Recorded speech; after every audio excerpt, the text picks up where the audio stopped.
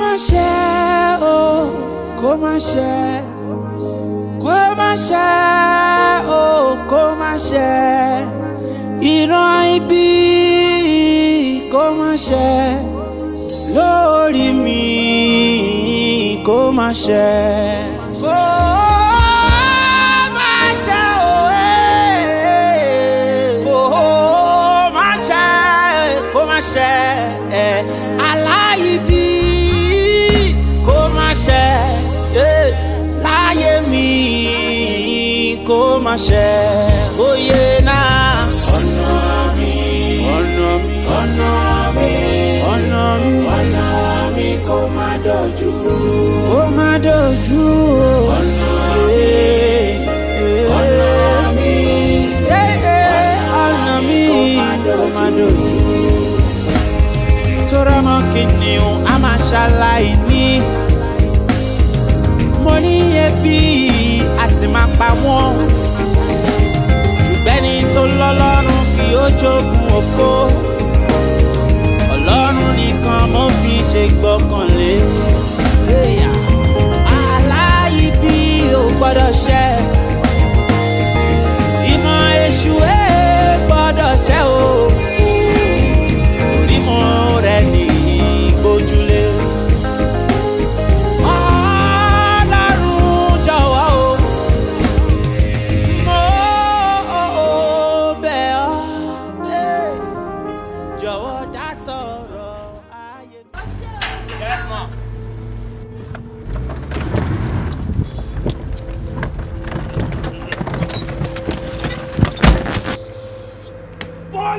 tí o bá ti dá ẹ lóhùn gbé ìgbà tí fún. Jésù.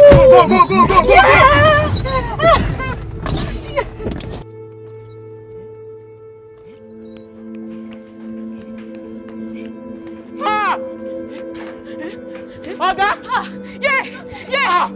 Wọ́n jẹ́ ìgbé wọn ti sí mi. Wọ́n jẹ́ ìgbé wọn ti sí mi. Kí ló wọ́? Wọ́n ti gẹ́ẹ̀sì mi. Wọ́n ti lọ. Ọlọ́pàá. Ọkùnrin máa ń sọ fún ẹ.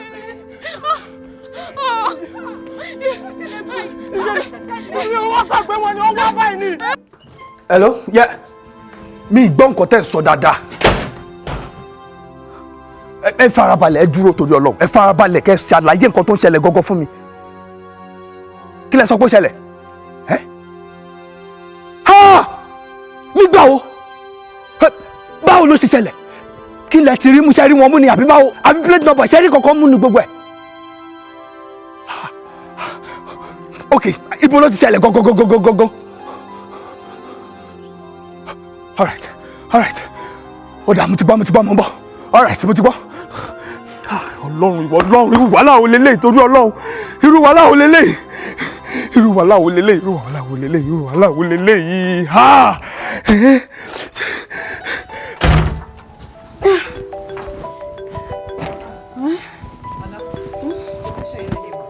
Ẹ wo àǹtí nǹkan tẹ́ kọ síbẹ̀ ó nágbára jù fẹ́mi o kí ló dé nǹkan nǹkan táwọn fúnra wa ta fi nira lára òun ló pọ̀ jù nǹkan tẹ́ ẹlòmíì ní tẹ́tìrà ní last year bá ti tẹ̀ra £1 ẹ ti sọ di £5 tó pé dọ́là àwọn ń bì kan ṣé dọ́là lẹ fi ra ìgbà ní last year ni kó ṣe kọ́ tẹ̀ra ní last year lẹ fẹ́ tà ní year yìí ṣẹ̀ṣẹ̀ lọ́rọ̀ ọjà mi ni ẹ wo èmi ò lè ṣe ó ti pọ̀jù tèmi o mi.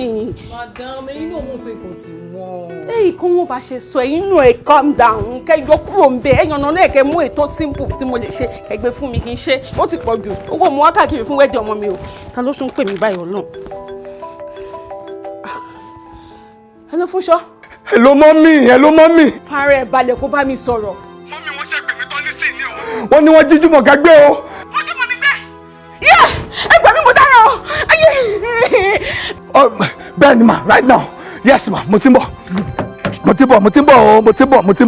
Ọlọ́run má jẹ́ ṣẹ̀sín mo ti ń bọ̀ mọ́mì mo ti.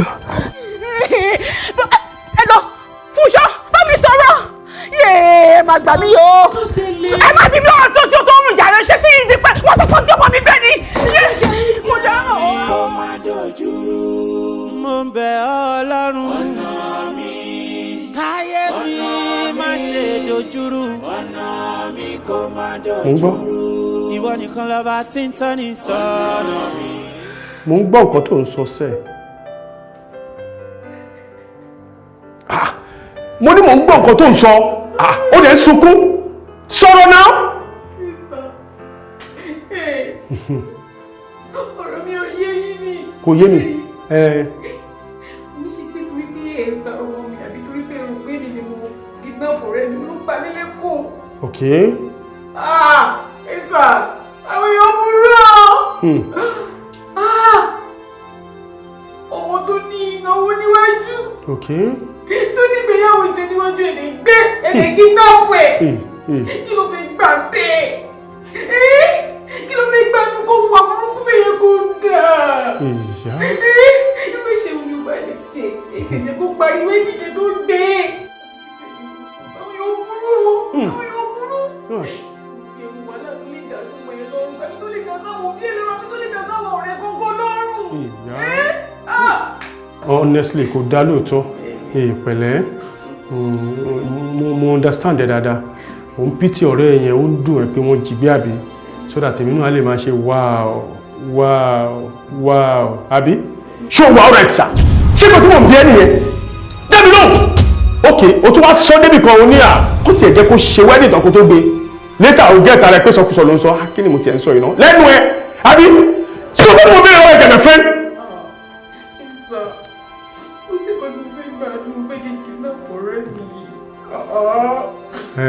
Lọ́mọ tó ṣe wá sọ́fíìsì lánàá, tí gbogbo wá yé ìbíríṣẹ̀ láti ṣe fún ṣe pé ìyàwó tó ń bọ̀ ìyàwó. Ìwọ́n ní kò ní ò bá ṣeré, àwọn ìdúkú àkókòrà bá ṣeré, àbáyọ. Ìwọ́n ní kò ní ò bá rí rúkọ̀ ní ju gbogbo mi mọ̀kọ́ tó jẹ́ àtìgbà tó ti tó sí ọmọ yìí tó mọ̀ yìí ti lówó òfin àtìgbà yìí ló ti bẹ̀rẹ̀ sí máa yanjú ó dẹ̀ ti pẹ́. Ó ti tó bí ọdún kan sí táwọn méjì tó ti bára wọn sọ̀rọ̀. Mo ṣá ń bára wọn sọ̀rọ̀ kí àwọn òǹkà síra wọn ìgbà tó dé sọ fún mi ẹṣin wedding náà kò congratulate ẹ̀. Bàbá tó kún ọkọ mọ́ra inú wá dùn fún un. Ẹni bẹ́ẹ̀ ni mi lè kidnap ẹ̀. Who is Juwon? O gbọ́ nǹkan tí mo béèrè lọ́wọ́ ẹ̀. Ọ́fíìsì kò ní láti ṣiṣẹ́ sá. Ìyẹn Juwon yẹn àbí? Bẹ́ẹ̀ni sá. O mọ̀lé ẹ̀ dáadáa. Bẹ́ẹ̀ni sá. Oh good. Ọ̀gbẹ́ni, ìgbà wo ni ìwọ àti ọmọbìnrin ti fẹ́ra yín? Èmi àti ò fẹ́ra sá. Èmi àti ò fẹ́ra rárá sá. A fẹ́ra wa rárá sá. Ó tó ìgbà wo ló ti ní lọ́kàn wípé o fẹ́ fẹ́? Ọ̀gá, bí ọdún méjì kan sẹ́yìn ni mo kọ́ ní ìfẹ́ sí. Ó dẹ̀ lóhùn ní interest. Ẹbí ò dẹ̀ ṣe ní interest àti gba ilẹ̀ mi náà ti filẹ̀ torí pé kò ní interest náà nìyẹn sá. Bẹ́ẹ̀ ni sá. Ọjọ́ tí ó wá ń sọ ní ọ́fíìsì wípé ọjọ́ ẹ ló máa jẹ́ last day tó máa wá sí ọ́fíìsì kó tó ṣe wedding. Kí ni nǹkan tó ṣe láàrin ẹ̀ méjèèjì? Ayé mi. Mo ti mọ̀ bí tí problem wá sá. Mo ti mọ̀ bí tí problem yẹn wá sá. Ṣé ọjọ́ tó wá sí ọ́fíìsì yẹn? Ó ń jẹ́ ká mọ̀ pé ọjọ́ tóun máa wá sọ́fíìsì gbẹ̀yìn nìyẹn kóun tó ṣe wedding. Àwọn èèyàn dẹ̀ congratulate ẹ̀. Wọ́n appreciate ẹ̀. Ṣùgbọ́n èmi kò ṣe bí ẹni pé inú mi ò dùn sí. Mo wá rọra lejú síbi tí èmi wá sá. Nǹkan tó ń ṣẹlẹ̀ nìyẹn sá. Àpárá dẹ̀ ni mo ń bá dá sá. Bẹ́ẹ̀ ni sá, àpárá ni mo ń bá dá sá. Mo kọ́. Èèyàn máa ń dàpàrà dáadáa náà. Èèyàn máa ń dàpàrà. Ẹgbọ́n ya àwọn cases oríṣiríṣi ká tí experience nígbà náà. Ẹlòmíràn náà sọ wá ní àpárá náà ń bá dá. Àpárá náà ló máa bá dá débi kí ó máa lọ sí ilé àwọn ẹ̀tí ní àpárá náà. Ìrọ́sà. Èmi máa dàpàrà mi ò lè kidnap sá. Will you stop that? Àgbà òjò máa jọ wọ́n sí mi lọ́wọ́. Bọ́dù kọ́ ọmọ kan tó sọ yẹn lẹ́nu àmì.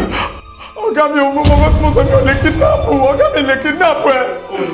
Lè kidnap ọ̀gá. Tó bá kọ̀ láti jẹ́wọ́, ṣó tí bá lọ, tí bá máa fi padà wá síbí.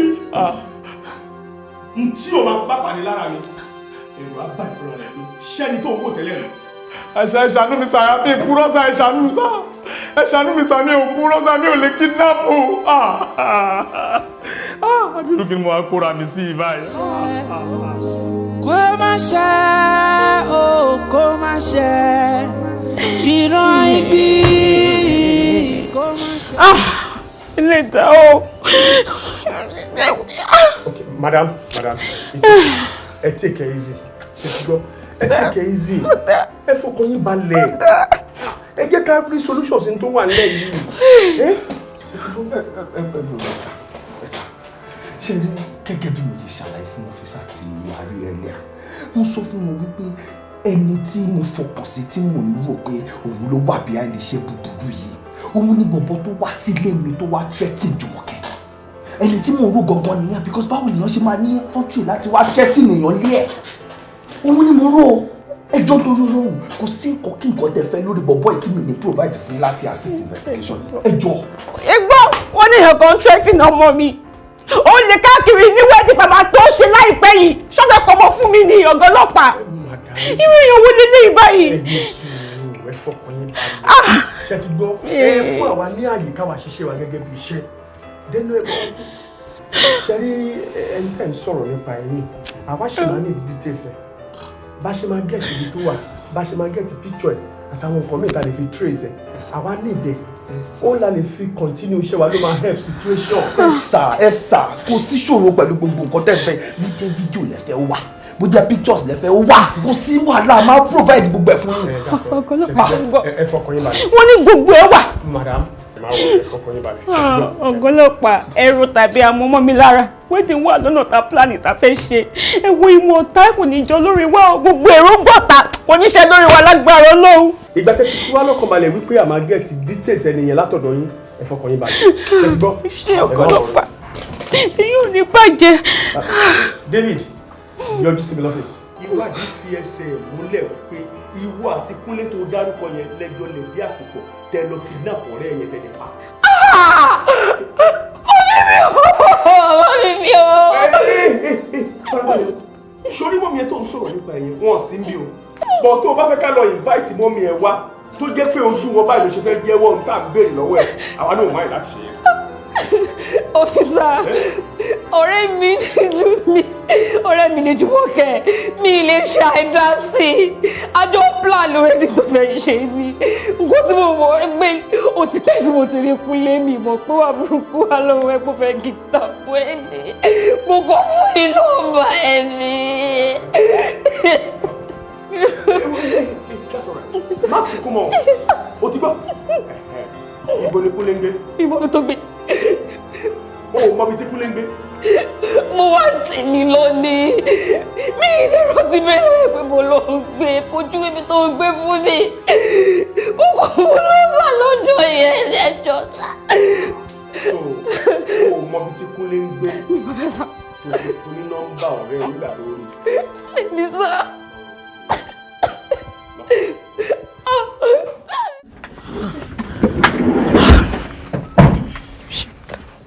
Hello. Ẹ pẹ̀lẹ́ sà. Ẹ kúṣẹ́ o. Yes sà. Ẹ jọ̀ọ́ ẹnìkan la béèrè ládùúgbò yìí. Mi ò gbàdúgbò yìí sá o, mi ò gbé bí báyìí. Mo wá ṣe lọ́dọ̀ wọn ni àwọn náà ń gbé ibà àdúgbò wọn la wà yìí.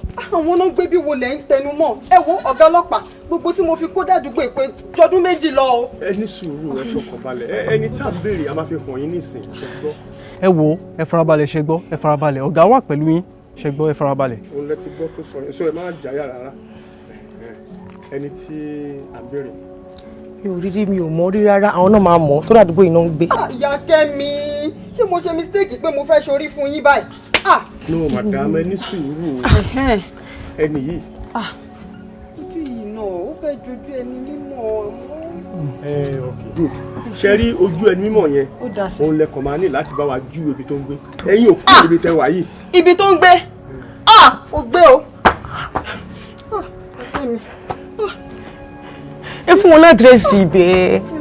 Arákùnrin nǹkan tí mò ń bí ẹni kò dá mi lóhùn mo ní ṣé nítorí pé a fẹ́ fẹ́ra ẹni àbí a ò fẹ́ra ẹni àbí a ti fẹ́ra ẹni kọjá a ò padà fẹ́ra wa mọ́ ṣóun ló fà tó fi lọ kidnap ọmọbìnrin yẹn tó fi lọ pa. ọlọ́pàá ọ̀rọ̀ rí bẹ́ẹ̀ ṣe rò ó yìí kódà ẹ̀ ń ti ọ̀rọ̀ sí mi lẹ́nu rẹ̀ ẹ jẹ́ kí n sọ tẹ́nu mi.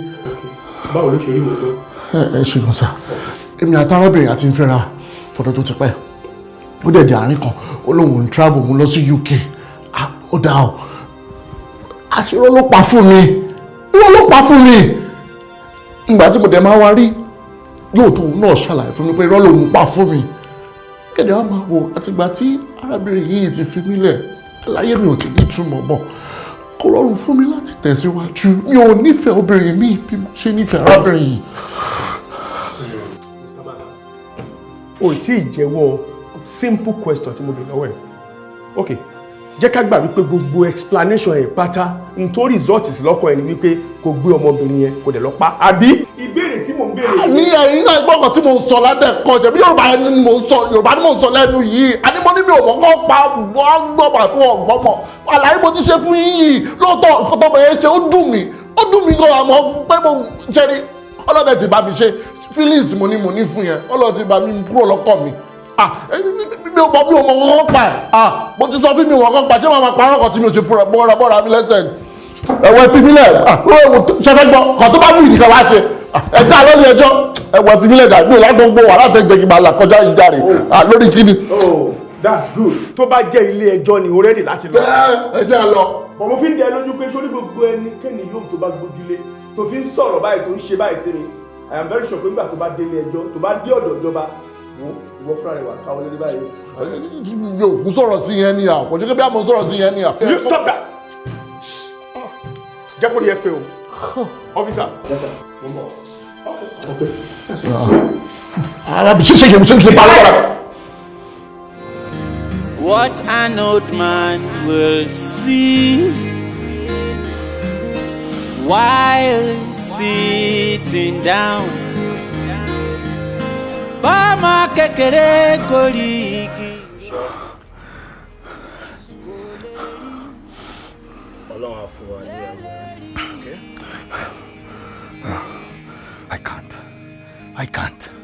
I cannot take it easy.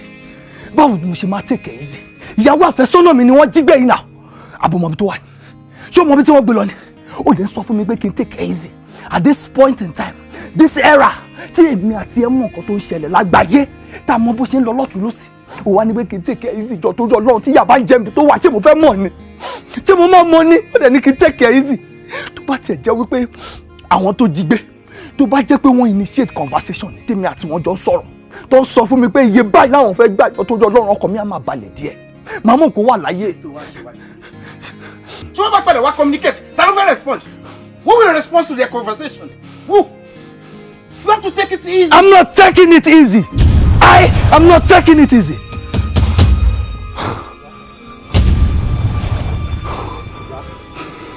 Ọ̀gá, kí ló fẹ́?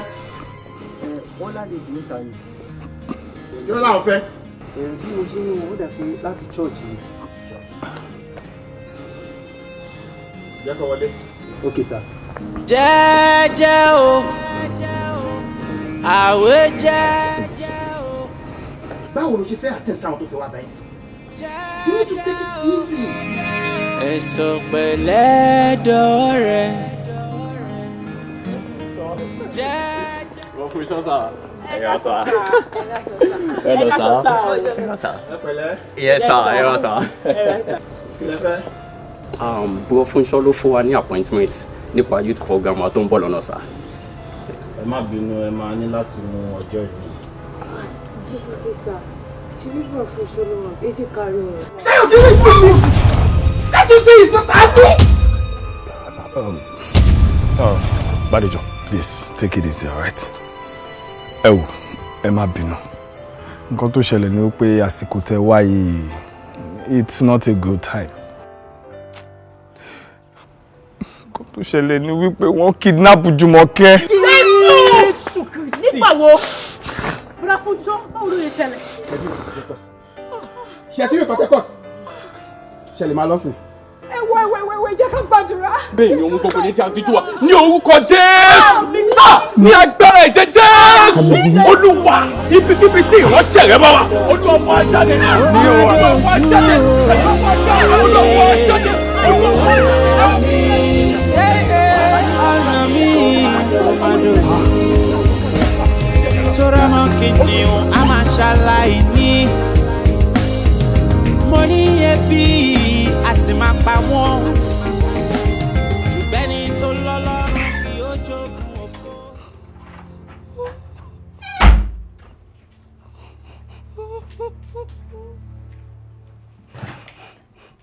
Ṣé o ti ready láti Johnson?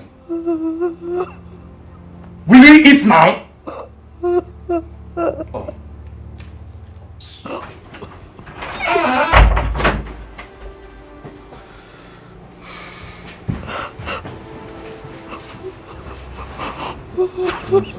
Kò sọ̀rọ̀ rárá.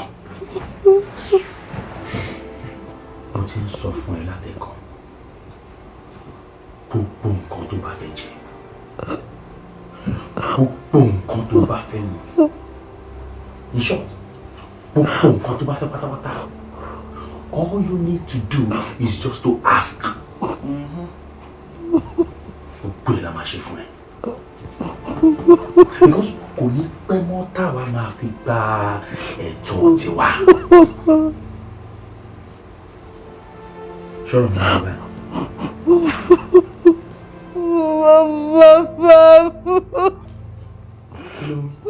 She said we are bastards.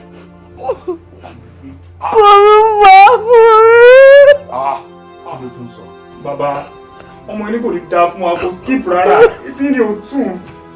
Ó ní kò ní dáa fún wa ló sọ. Bàbá yẹ kí mi kàn súnmọ́ eléyìí. Gbogbo practical caprice yẹn kò wà ní dead. Ẹ kí kàn súnmọ́ kí kàn gbé láàfún. Ó máa Aláyé tó bá lọ gbé ńlá fún sí tí nǹkan bá lọ ṣe é sí báwo ṣe máa dẹ̀kọ́ tiwa náà. Finally, ọ̀tẹ̀ boss ẹ fún wa láyé. Boss ẹ yẹra fún wa. Boss bàbá ẹni súnmọ́ ẹ. Bàbá bọ́dí de pẹ́pẹ́ mi ẹ̀rẹ́ kí mi gbé fẹ́rẹ̀ yìí. Yọ bàbá ẹni máa pàjẹ́ ẹ kú. Now listen and listen good. Èmi àti Luku báyìí. Kí ló fẹ́ gangan? Sọ fún mi. Bí ìgbà gbogbo nǹkan mo gbọ́ yẹn o. Èmi ni kò ní dá fún.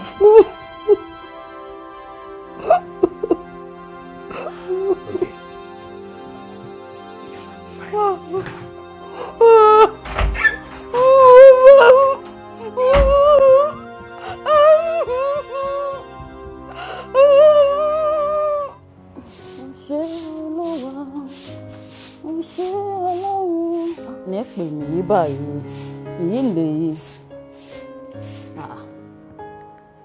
Hello èlẹ́ ọ̀kan tí a ó hàn o àlàáfíà múra ní káwá méètì lè wá báyìí rárá it's possible o mo ra bomi tí gbálẹ̀ bí mi bá dẹ̀ gbálẹ̀ mi tán méè lè wá báyìí wọn pé ìdí sẹ́nu ẹ tí mọ̀ ní náà lẹ́yìn jẹ́dí ṣe ti bẹ́ tán báyìí ṣe ti bẹ́ tán máa káwá ọ̀dọ̀ ẹ náà wọ́n jọjọ jẹ́ fèsì iṣẹ́ mi má kó bá mi jẹ́ fèsì iṣẹ́ mi lẹ́ o.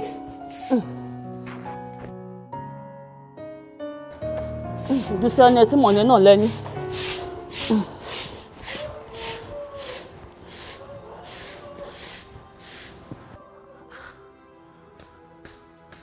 Sì ń play rédíò níbẹ̀ yìí ni àbí ké dùn yìí kẹ̀.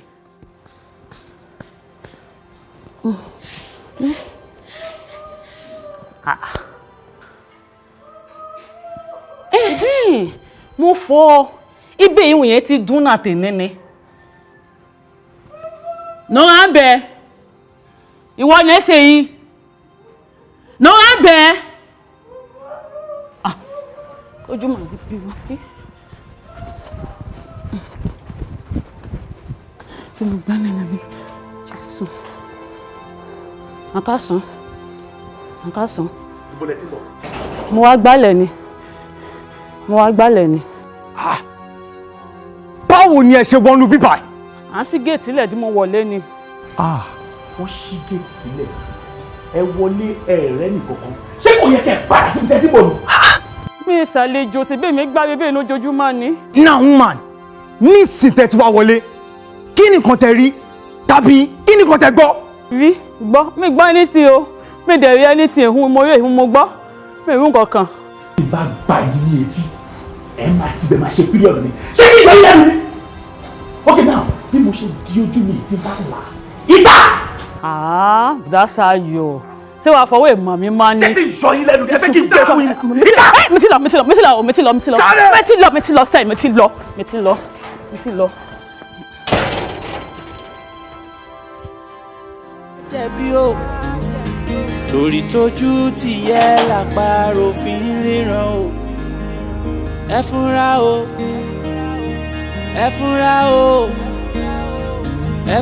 o kẹ́ má bàa jẹ́. Hello.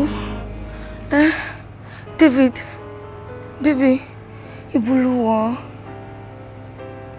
Okay. Ó ti wọ́n ní street àdúgbò ẹ̀. Oh, okay. Má pé má bójú náà. Ń dúró.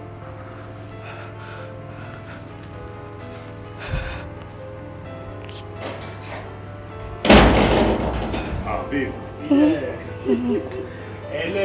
David.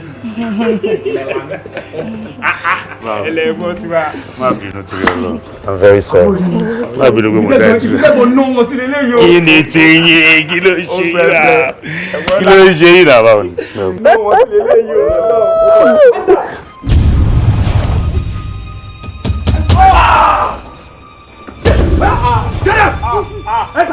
Ẹsẹ̀ ìjọba ẹ̀rọ ìjọba Bùnbí ṣe tó ní gbogbo ẹsẹ̀ tí bí ó fi ṣe pè mí lábẹ́ ọ̀rọ̀ kò dá. Mo ní kí n pè é ní. Get out! So, ibi tí ẹ̀yin kúkú tẹ́tí ṣe iṣẹ́ bí lélẹ̀. Yàrá sá, àti ṣe kidnapper. Shut up! So, ọ̀rọ̀ tí mo sọ yẹn, òun ló jẹ́ tí wọ́n máa jẹ́ wádìí. Òun ló jẹ́ kó máa sọ fún ibẹ̀ kì í ṣe kidnapper. Ẹ wo ọlọ́pàá, ẹ má dá wọn lóhùn, wọ́n ń parọ́ ni o, irọ́ ló ń pa. Ṣé rí láti bí ọjọ́ mẹ́ta báyìí ni mo tún gbóhùn èèyàn nù lé. Ìgbà tí Yòdò wá sọ fún mi, wọ́n rò pé Yòdò ò lè parọ́. Ẹ lọ bá wa wọnú ilé, èèyàn wà ń bẹ̀ o, èèyàn wà ń bẹ̀. Mo rí ìfẹ́ mi kí ló dé parọ́ mọ́ wa. Ìyá ẹ̀ wo ni ìyá Fẹ́mi kọ́ ìyá Benzema ni ẹ má dá lóhùn, ó ń parọ́ ni o. Officer, sir, ṣe rí àwọn ilé tí kọ̀ọ̀kan ni wọ́n bá mú vanish. Ẹ kò wọ́n fọ́ etí wọn. Officer, ó yà yóò stand up there.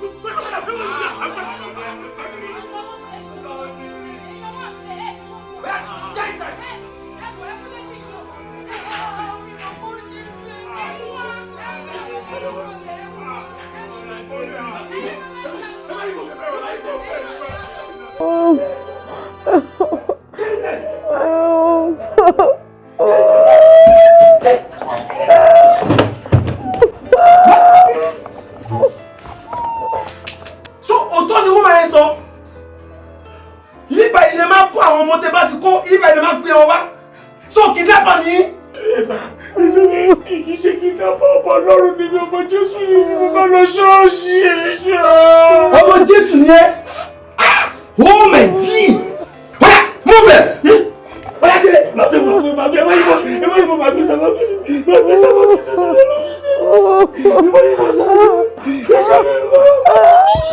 Oya move it. Mo sọ fún tẹ̀mí mi ò ṣe o. Jájá o.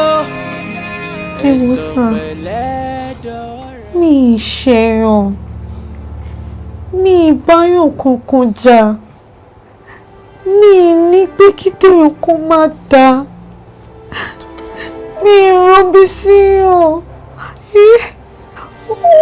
ẹnìkan wà ní pé kó jí mi gbé, pé kó kidnap mi. Sister, there is something you are not getting right. Ṣé rí ilé ayé tá a wà yìí? Kò dìgbà tí èèyàn bá ṣe ibi síyàn káwọn èèyàn burúkú kan tó hùwà ibi ọwọ́ wọn. Àdúrà ni pé k'Ọlọ́run máa ṣọ́ wa. Àmọ́ ta gangan ló lè wà nídìí ìṣẹ̀lẹ̀ tó ṣẹlẹ̀ yìí? Ta ló lè wà nídìí ìwà ìbàjẹ́ yìí tó yọ lọ? Ẹ máa ṣe sùúrù. Ṣé bí mo pè yín? Èmi mo ránṣẹ́ sí yín náà. Hold on. Inspector Oyèbádé. Oh, good. Okay. Ẹ ṣá máa ṣe jẹ́jẹ́. Tommy.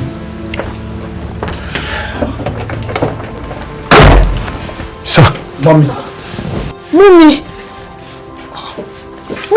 Mommy. Ẹ wo sir, ẹ jọ̀ọ́ sir. This is my mom. And kidnapping and so this is my mom. What's she doing here? Mommy, àbí kí ni wọ́n pè é? Kí ni ìdí tẹ́ fi kidnap sister yìí? Officer. Mo rò pé nǹkan ní ti sọ̀rọ̀ ni. Ṣé wà all right? Kí ló ṣẹlẹ̀? Ọ̀dọ̀ ọ̀gá lẹ wà náà. Ẹ jẹ́ tètè ṣàlàyé ara yín. Ṣé abiyamọ lẹ́yìn yìí? Ẹ tẹ̀ jẹ́ kí n rántí ìgbà tẹ́ fi wá sí ọ̀dọ̀ mi, tẹ́ wá sọ́fíìsì mi, ẹ̀yin àti arákùnrin yìí, tẹ́ ń ṣe bí ẹni wípé ọ̀rọ̀ ọmọ yẹn ká yín lára tẹ́ ẹ sọ wípé ẹ lè pa itú méje tó bá rí ọmọ yẹn wọ́n gbọ́dọ̀ rí ọmọ yín ni wọ́n gbọ́dọ̀ rí ọmọ yín ni àṣẹ yín gangan lẹ wà nídìí bí wọ́n ṣe kidnap ọmọ yín ìfà ó lágbára o. ọ́físà mi kidnap ọmọ mi mo dáàbò bò ní ẹ̀wọ̀n títí wọn náà ni mo ń ṣe o. hello mọ́mí precious ẹ̀wọ̀n mọ́mí Jùmọ̀kẹ́ ò ní lè dúró mọ́ o wọn ò ní lè dúró mọ́ èmi ni màá padà wá bá wọn gba nǹkan yẹn èmi ni màá padà wá bá wọn gbà. èmi ni mo máa gbà.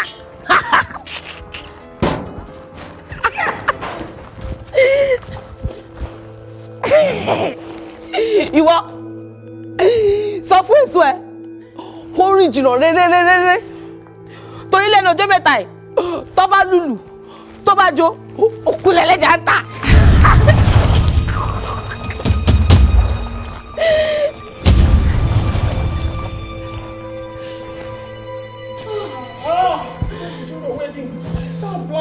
ni wọ́n sọ̀rọ̀ ikú sí yìí o Ọlọ́run ní jẹ́ ká rí bí Ọlọ́run ní jẹ́ rí bí o.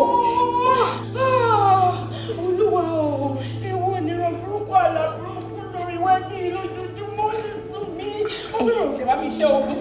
ìyá mo dúpẹ́ ẹ̀yin náà mo mọ tí mo bí ẹ̀ mọ́ Jùmọ̀kẹ́ kí n gbọ́ kí n gbà ní tí bá bá sọ̀rọ̀ nǹkan bẹ́ẹ̀ kò ní dá mi lóhùn ẹ̀yin náà mọ̀. Jùmọ̀kẹ́ kì í gbọ́ kì í gbà tí Jùmọ̀kẹ́ ò bá gbọ́ àwa náà ò ní gbà á àwa náà ò ní gbà á ọlọ́mọ jẹ́ kí aláburúkú ìran burúkú ọlọ́mọ yẹ kó ṣe lórí wa. aláburúkú ìran burúkú ò ní ṣe lórí ẹ̀yin náà lágbára Ọlọ́run. àmín ẹ wò mọ́mí Jùmọ̀kẹ́ a máa dọ́gbọ́n sọ̀rọ̀ tó wà nílẹ̀ yìí ni a máa gbé Jùmọ̀kẹ́ pamọ́ ni. ṣé ìṣeré ni ìyá mo dúpẹ́. ìṣeré a máa gbé pamọ́ ni. ọmọ bíbí inú mi ni màá lọ gbé pamọ́. kò yóò yóò dá tó torí kí ni. possible. mọ́mí Jùmọ̀kẹ́ ó possible ó possible ṣé kí Jùmọ̀kẹ́ wà láyé ká má ṣe wedding àti kí Jùmọ̀kẹ́ kú ká ṣe wedding èwo ló dáa jù nínú gbogbo ẹ̀. èwo a máa dọ́gbọ́n sí ni nǹkan tèmi rò ní pé yá ká pe àwọn boys ládùúgbò kán bá wa gbé síbì kan a dẹ̀ máa sanwó fún wọn lẹ́yìn wedding Jùmọ̀kẹ́ á dẹ̀ padà wá bá wa. ó possible.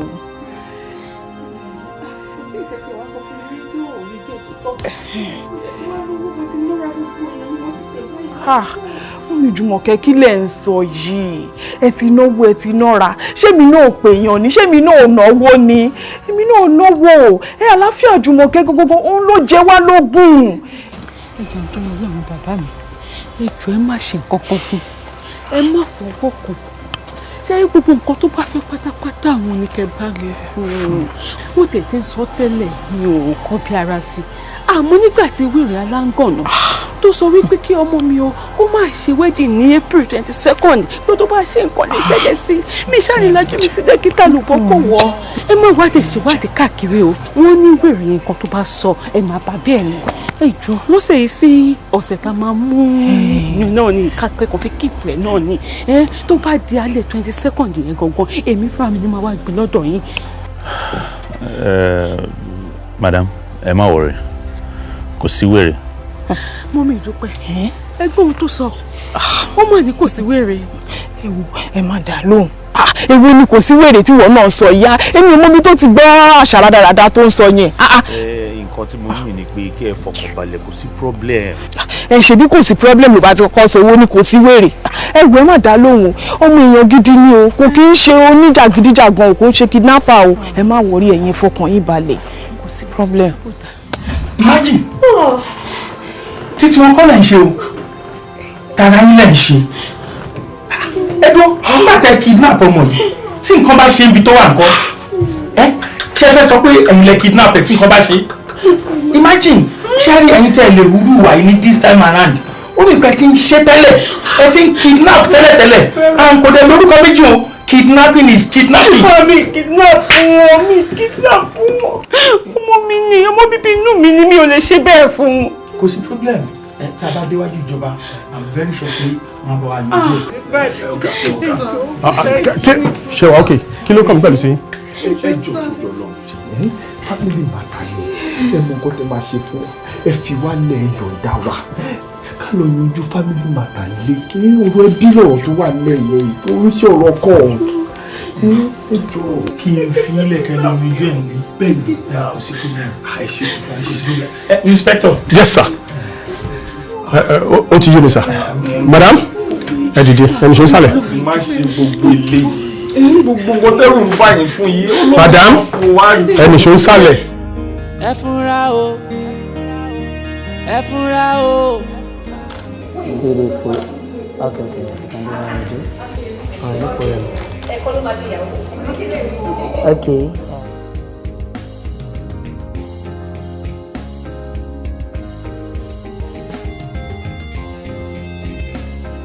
Mi ṣá mọ̀ ní pé mo jójú ẹ lọ. Kí ló jó? Kí ló gbọ́ náà mọ̀ pọ̀ bá ní mi?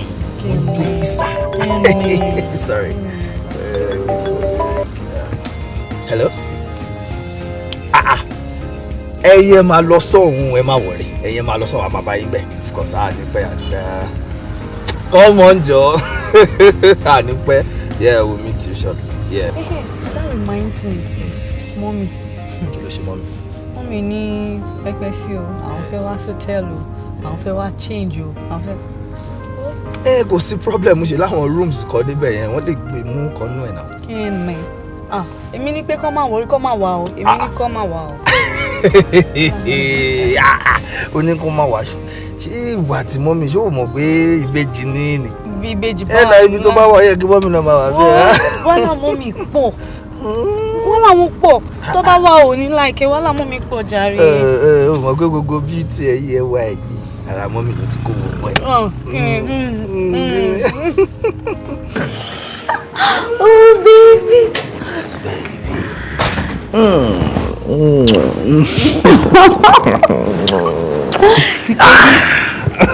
Finally.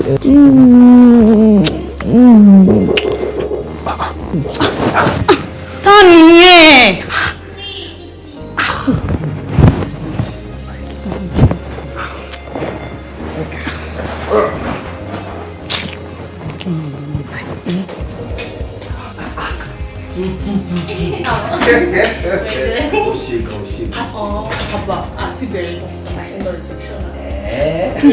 Kí ló ṣẹlẹ̀?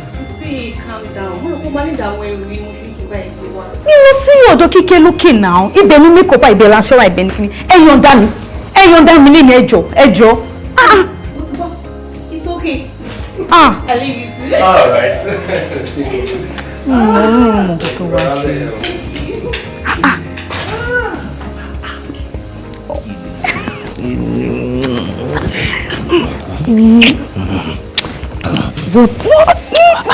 Babe, just like she quickie now. Don't do the one reception. Quickie. Babe, stop. Okay, wait. Let me use the restroom. I'm coming. I'll be right back.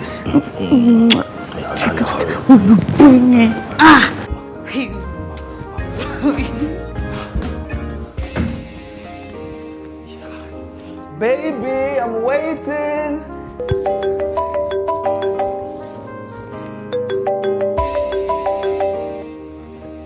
Hello? Sorry, who is speaking? Shola Iwo.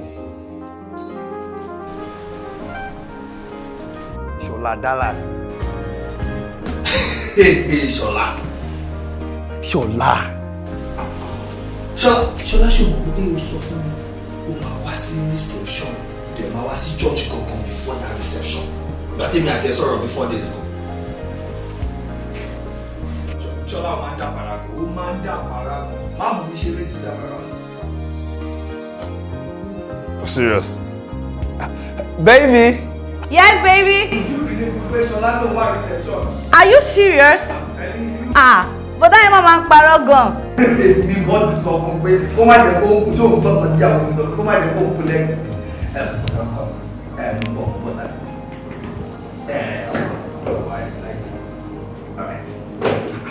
Babe, jọ torí ọlọ́jẹ́ sáré lọ rí. Okay, baby. Má pẹ́ o.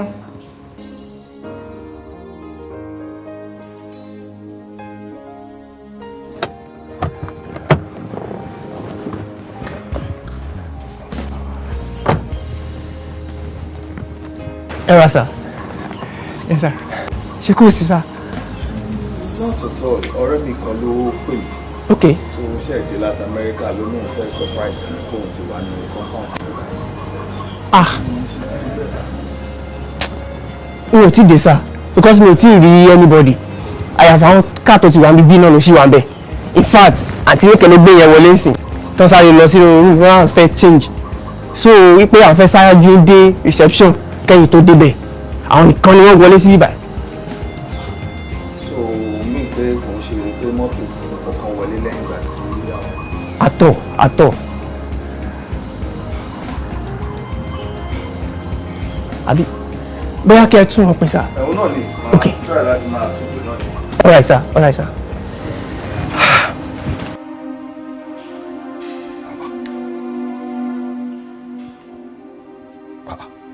Ṣáwọn ladies yìí tún padà wá ni.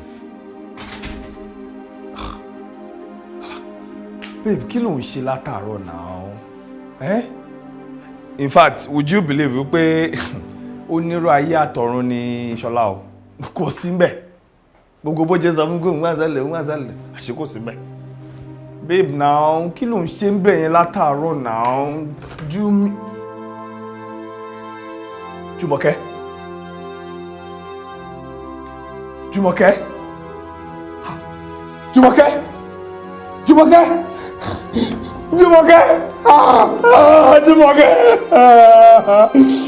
tó tó rọrùn lájú.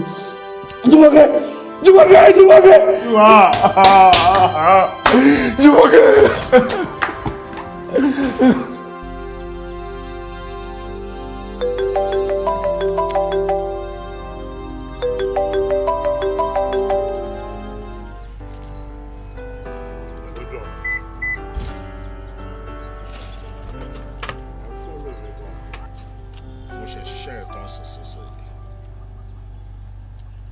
I'm available to any shit about for me, no problem.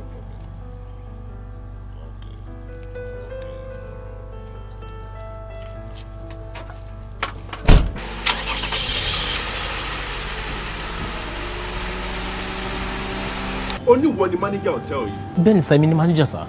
Kò tó 5 minutes tí ọkọ ìyàwó tó bọ́ síta. Nígbà tó máa wọnú ilé padà, wọ́n ti pa ìyàwó ẹ̀ sínú.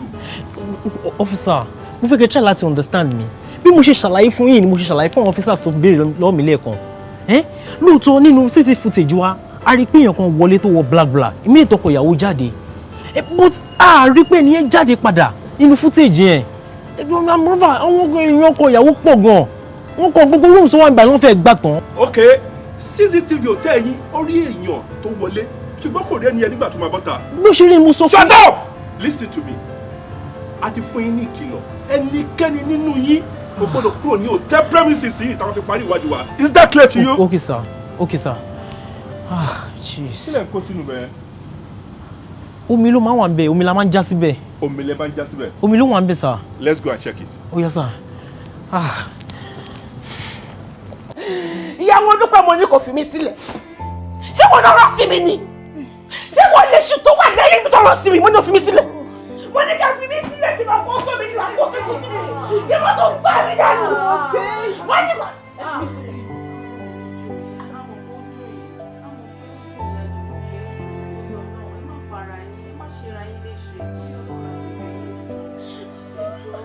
Ìyá Jùmọ̀kẹ́, ẹ pẹ̀lẹ́. Lóòótọ́ àdánù ńlá leléyìí, ṣùgbọ́n lágbára Ọlọ́run ẹ tún ní rógun ẹkún mọ́. Bíbélì ní nínú gbogbo ká máa dúpẹ́. Pásítọ̀ máa sọ bẹ́ẹ̀ mọ́. Ẹ máa kí láìpẹ́ yẹn kí wojú yẹn máa sọ bẹ́ẹ̀ mọ́. Ẹ máa ṣe fún kí wọ́n fi mọ́. Pásítọ̀ ẹ máa wọ́n ní ọwọ́ ni o. Ẹ má jẹ́ kí n kọ́ kọ́kọ́ sẹ́yìn. Ẹ má bínú. Ṣùgbọ́n ṣé ẹ rántí pé mo ti sọ fún yín ìgbà kan rí? Mo ní ọmọ yín ẹ jẹ́ kí wọ́n yẹra fún ìgbà díẹ̀. Tó bá jẹ́ pé wọ́n yẹra nígbà tá a ní kan yẹra yìí ni, ó ṣeé ṣe kírú nǹkan tó ṣẹlẹ̀ yìí má ṣẹlẹ̀. Pásítọ̀ á gbìyànjú. àwa náà gbìyànjú níwọ̀n bá ti wà ṣebí torí ẹ̀ la ṣe ṣe igbe káwọn kan pé kó bá wa gbé pamọ́ kódà kò tiẹ̀ ní ṣe wedding débi tí gbogbo nǹkan tó ṣẹlẹ̀ yìí máa wá ṣẹlẹ̀. ìwọ kẹ́mi jẹ́ ìwọ kẹ́mi jẹ́ ìwọ kẹ́mi ìwọ kẹ́mi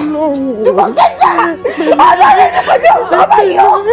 mọ́mì ẹ ṣe sùúrù ọ̀rọ̀ ní pásítọ̀ sọ látàárọ̀ yìí mọ́mì ẹ̀wẹ̀ calm down. kò bá gbẹ́gbẹ́ sọ̀n tó bá gbẹ́gbẹ́ sọ̀n ọmọ ọkọ ló fẹ́ bí fún mi fún ọ̀ṣẹ́ wáyé tó máa tọ́jú mọ̀ kẹ́ ọmọ tó ti ń ṣiṣẹ́ tó ti ní mọ́tò tó yí ní gbogbo ọgbà ẹ̀jẹ̀ fi tọ́ mi lọ́jú. pẹ̀lẹ́. mọ́mì Jùmọ̀kẹ́ ẹ pẹ̀lẹ́ ogun ẹkún ò ní jẹ́ tiyín ẹ jẹ́ kí a gbàdúrà orúkọ Jésù Ọlọ́run á gbé yín ga fún ìfẹ́ yín ẹ gba ọpẹ́ wa.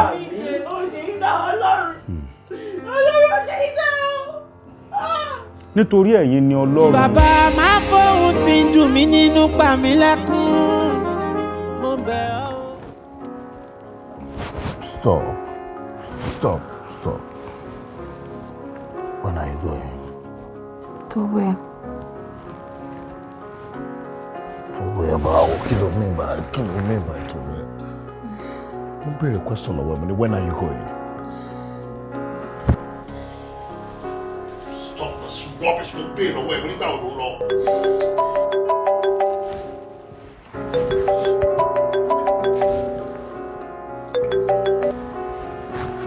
Hello, Don.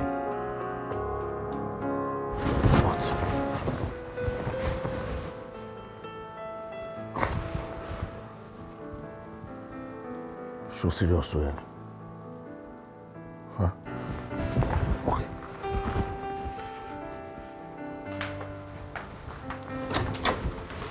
Hey, boy.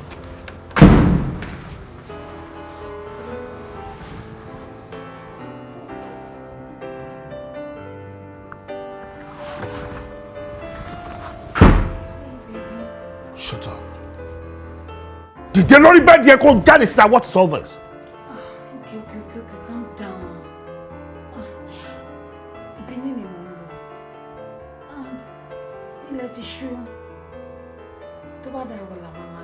Orí ẹ̀ ti dàrú orí ẹ̀ ti yí ṣáàdéhùn èmi àti ẹ lọ sọ yìí.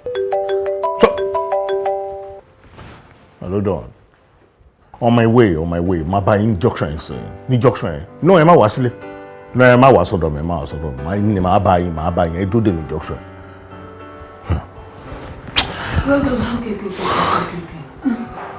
Mi ti mímọ́ nulẹ̀ gan-an. I will be here. I'm not going anywhere. Be careful. Be careful.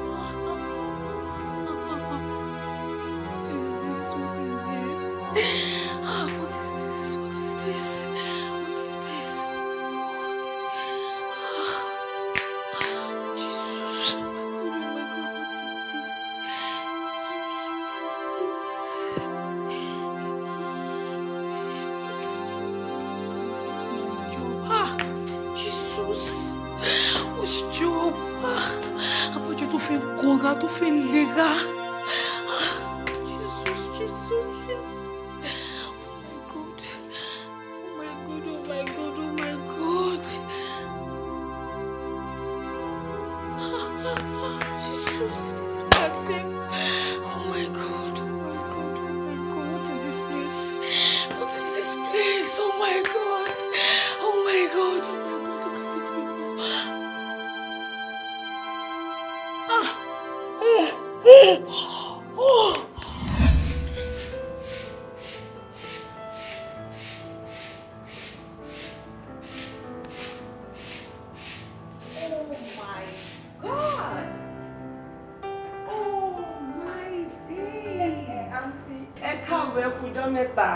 You look so beautiful.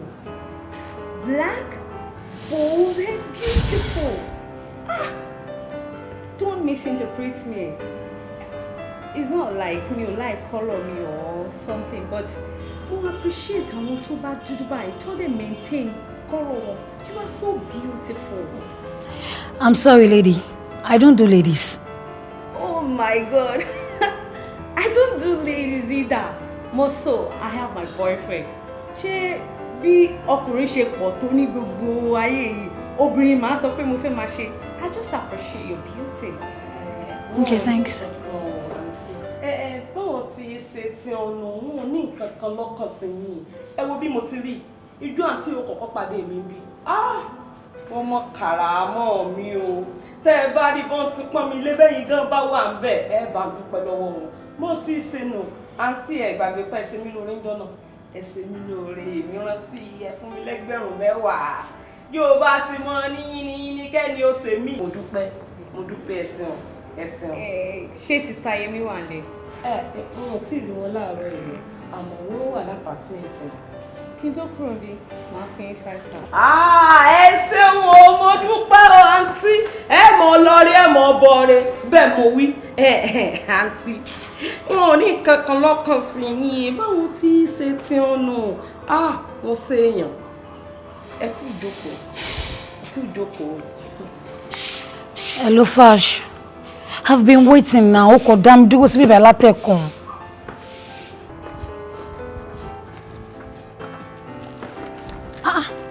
Who am I? Ẹ tún wà bí ilé ni. Ibo lẹ wá fẹ́ wá. Ibi wà lára àwọn ibi tèmi ti ń ṣiṣẹ́ ọjọ́ márùn-ún nílẹ̀ ẹ̀dín mọ́ kan. Oh, okay. All right. Bọ̀dà bá ṣe ṣàwọn wá. Ọ̀rọ̀ sí ilé. Orí bẹ́ẹ̀ mi ṣe ìbẹ̀rẹ̀ rẹ̀ ìgbà làwọn náà mú kọ́kọ́rọ́ ọkọ̀. Okay. Kí wà lọ́wọ́ mi? Wọ́n ti fún yín kọ́kọ́rọ́. Okay. All right. Àǹtí. Kí mo rí tí mo sọ fún yín? Ebi kó ló mọ̀ sọ wa kó mọ̀ jẹ́ àsínrin ká mọ̀ fọjọ́ ọlọ́jọ́ lọ. Kí ló ṣẹlẹ̀? Kí lẹ̀ ń sọ náà? Àfi kọ́ lóun dákunú ọlá ńlá rẹ̀ kójọ́dún jìnnà síra. Mẹ́wàá nǹkan. Ṣé ẹ rántí àǹtí tó jọ bẹ́mi àti yín bí? Tán páwọn nífẹ̀ẹ́ àwọ̀ yín kọ́lọ̀ yín fà ń wà wọn lójó ṣe gbó ṣàwọn. Abiyamọ kú ọ̀rọ̀ ọmọ. Àǹtí ti dé wúrẹ́ jẹlẹ́jẹlẹ́. Wọ́n dàbù tán jẹmọ̀jẹmọ̀. Kí lẹ̀ ń sọ? Wọ́n padà gbé kúrú jẹ́ lọ́wọ́ ẹ bọ́ra. Mi ò understand gbogbo àwọn proverb ten lo bí akẹ́ mi ò understand. Ẹ dákun sẹ́yìn sọmọ Yorùbá ni. Mo ń bá léèyàn gbé kúrú jẹ́ lọ́wọ́ ẹ bọ́ra èèyàn kú nù. Àǹtí ti kú. Jesus. Wọ́n kú o. Ọjọ́ ìgbéyàwó wọn gangan náà pọ́n pa wọ́n. Oh my God. Inú hòtẹ́ẹ̀lì náà pọ́n pa wọ́n sí. Jesus. Oh my God. Oh my God. Oh my God.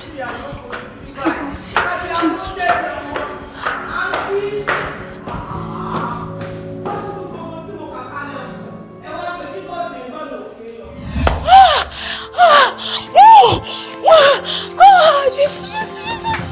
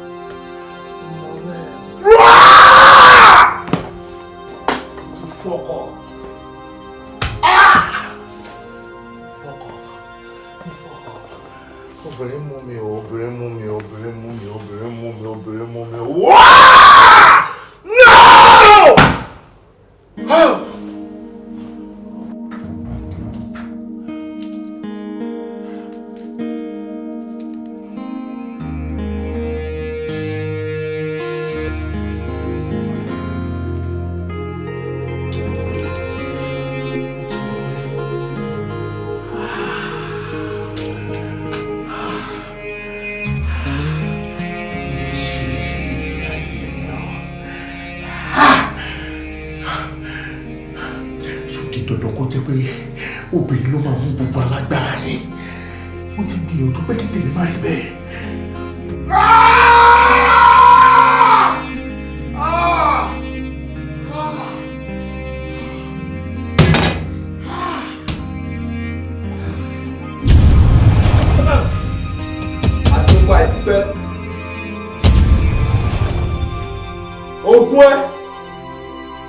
àti gbogbo nǹkan tó ní kò lè gbá ilẹ̀ bó ṣe sọ bẹ́ẹ̀ la ṣe bá látẹnu ẹni yìí lọ gbogbo àwọn èṣù ẹ̀yìn wọn ò lè gbépo mọ́ tó bá pè wọ́n wọn ò ní jẹ́ ní o Mr. Man you are under arrest.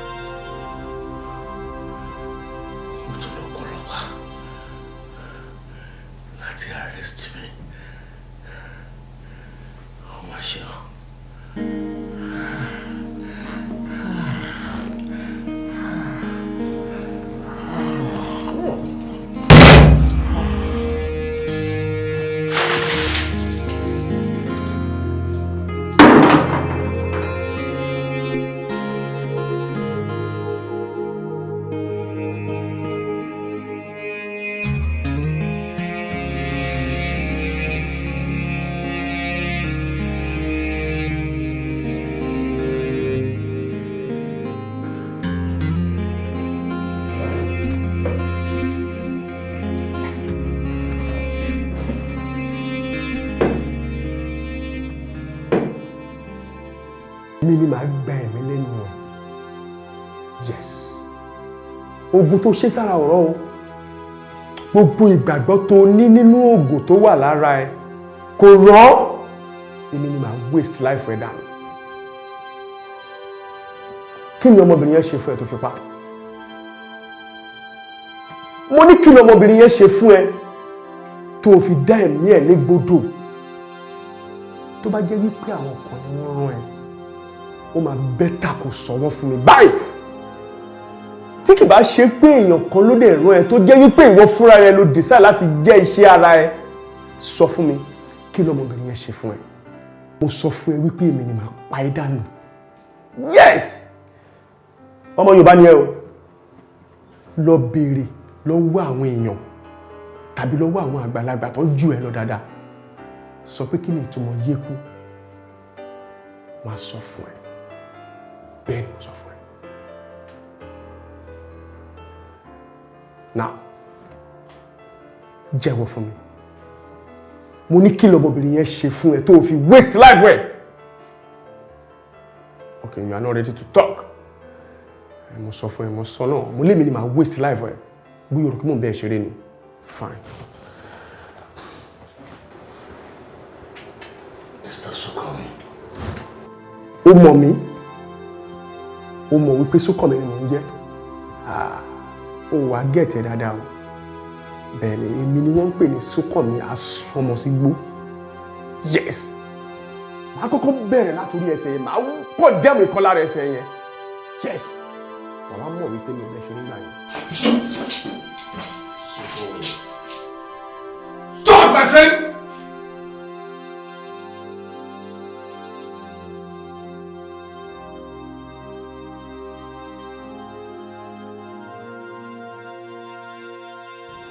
Torí Ọlọ́run ẹjọ́ ṣé òótọ́ ni gbogbo nǹkan tẹ́ ń sọ fún mi? Lóòótọ́ ni sá. Oh, good. Come in. Sure, sir. Yes, sir. Mr. Funsho, ṣé lóòótọ́ ni pé ẹ̀yin lẹ pa ìyàwó yín? Are you mad? Màá gbá ojú ẹ̀. Ìwọ kọ́ lọ́nà lọ́pàá ni. Kó nígbà tọ́jú igbá ẹ̀, igbá ire, igbá ayọ̀, igbá ìbùkún, igbá mi ò ní fọ́. Kó nígbà tọ́jú igbá ẹ̀, igbá ire, igbá ayọ̀, igbá ìbùkún, igbá mi ò ní fọ́. Bádéjọ. Olórí. Ó ti yá.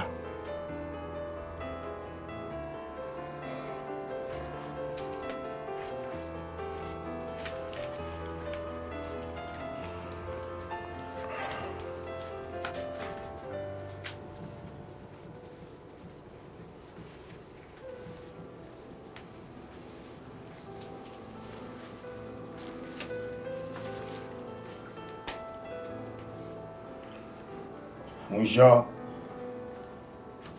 wàá gbé kan nínú gbá mẹ́ta yìí. èyíkéyìí tó bá gbé ó di tiẹ̀.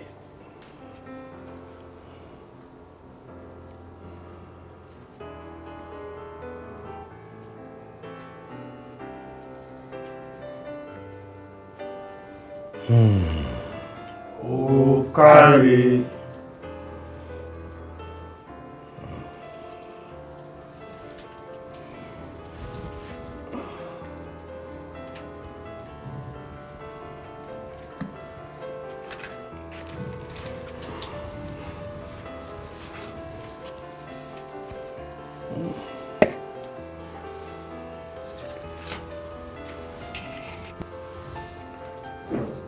Wo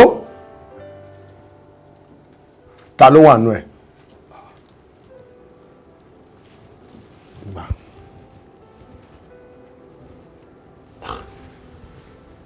Ìyàwó àfẹ́sọ́nà mi lélẹ́yìí. Jùmọ̀kẹ́ lélẹ́yìí tí mo wọ̀.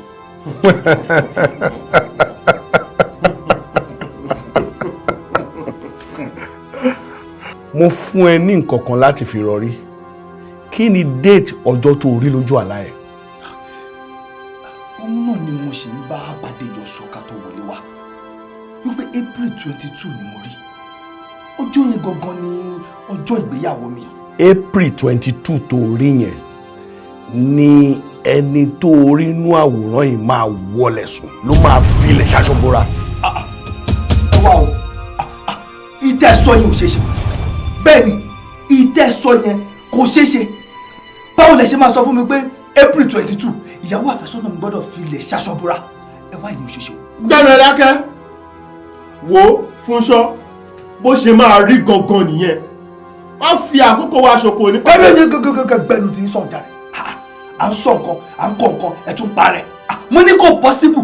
Ẹ wá o, nǹkan kí nǹkan tẹ bá fẹ́ béèrè lọ́wọ́ mi, òun ní kẹ́ sọ. Àmọ́ lórí ìtẹ́ gbẹ́nulé kò possible. Torí wípé bí mo ṣe wà yìí, mo dájú gidi gan. Mo dájú débi wípé bó jẹ́ èèyàn 25 lẹ fẹ́ lọ́wọ́ mi, gbogbo ìpàdánù ni máa fún yín. Lórí ìtẹ́ mẹ́nu lọ yẹn, kò sọ̀rọ̀ mbẹ̀. Bádéjọ ò sọ̀rọ̀ ni. Àti jẹ́lẹ́dẹ̀ gbùngbàngbà àmọ́ àti sanwó ẹ̀ tíkọ́tíkọ́. Ó sọ pé tiẹ̀ pé ìyàn kan lọ ní kí wọ́n mú wá ní ìgbà tèmi ìyàn mẹ́rin lọ ní kí mú wá. Ọdẹ. Fúnṣọ́ làbí ọpẹ́ tá a bá délé a máa sọ ètò. Bádéjọ kò sí nǹkan tá a fẹ́ sọ torí kò sọ̀rọ̀ ọdún kan tó wà lẹ̀.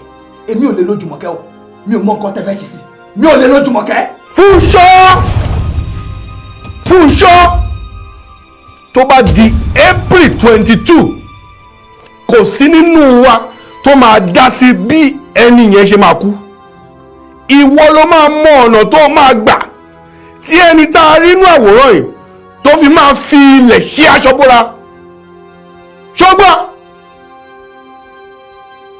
tó bá wá kọ̀ tó ò ṣe tó dágùn lá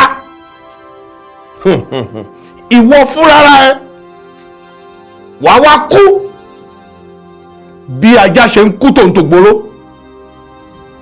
wà á kú bí àgbò ṣe ń kú tòun ti rọ̀rọ̀ lọ́rùn tí o fojú di wá tó ní kí là á ṣe wà á kú tìrantìran kó nígbà tọ́jú ìgbà ẹ̀. Ìgbà ire, ìgbà ayọ̀, ìgbà ìbùkún, ìgbà ayọ̀ ní fọ́.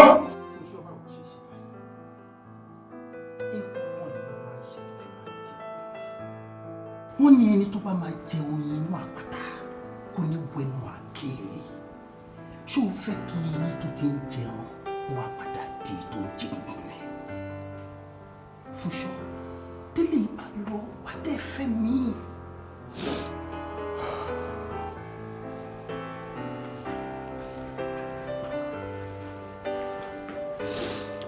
Fúnṣọ́, òun kò wájú mi ni.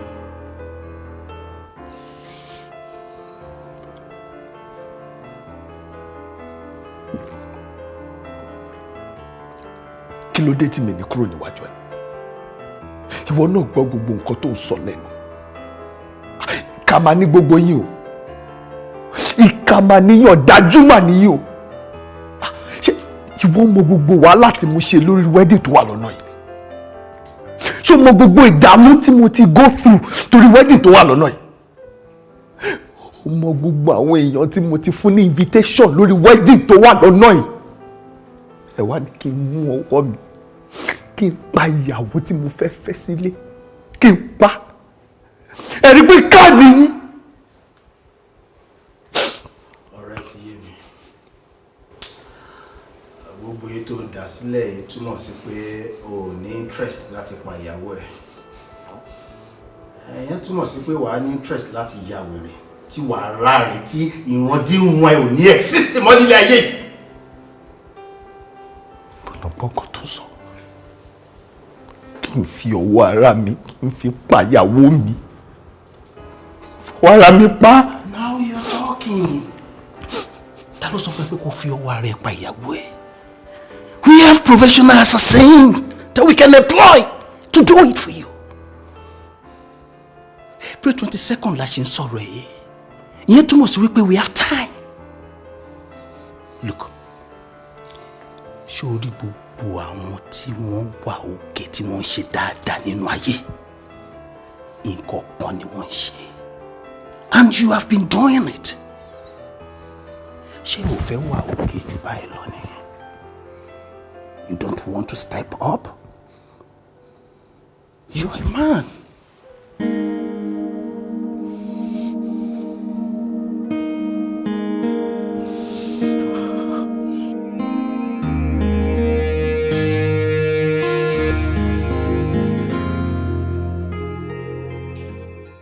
Hello.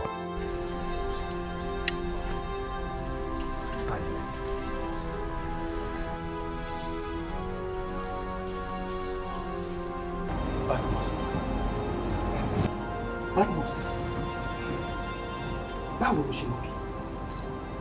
A ti wá ẹdí ibi tó ní kí n ti wá bẹ àgbà ẹ̀ bẹ́ẹ̀. Báwo ló ṣe mọ̀ bí tó fi wá ráyè wọlé?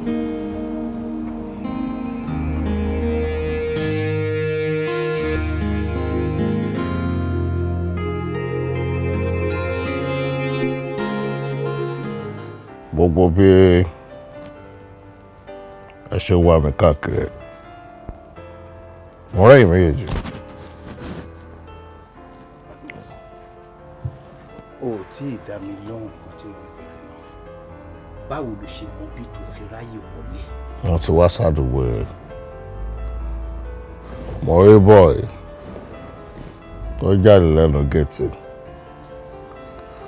Mo wá ṣiṣẹ́ kan ní táìmù kan gbà ẹ́. Ọ̀bá tí wọ́n rìn méjì tẹ́ kàn ń dààmú níbi tí mo ní kẹ́ tí wá bá mi tí mi fi jẹ́ kẹrí mi ẹ̀ máa ń pè kí ni bọ̀bọ́ yìí wá mi fún. Ìtorí ẹ̀ mo ṣe wá dúró dé nílé. Straight to business. Ó fẹ́ pa ìyàwó ẹ̀ ní ọjọ́ wedding rẹ̀ fọ́pọ̀. April 22nd. Iṣẹ́ táwa gbé fún mi.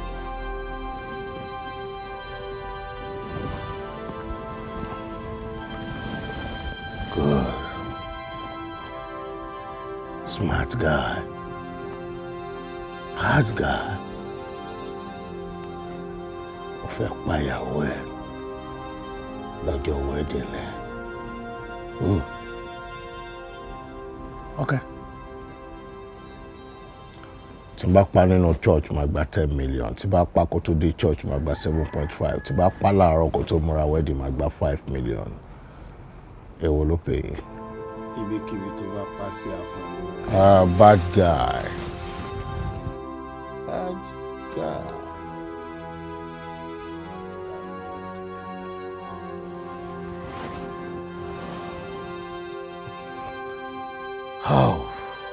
Ìwọ ló sọ̀rọ̀ láti ẹ̀kan. Ó sọ kankan. Àjọ ń sọ̀rọ̀ náà ní sá. Pé kí ni ẹ? Pé kẹ́ bá wa pa ìyàwó. Ọjọ́ o. April 22nd. Ágì.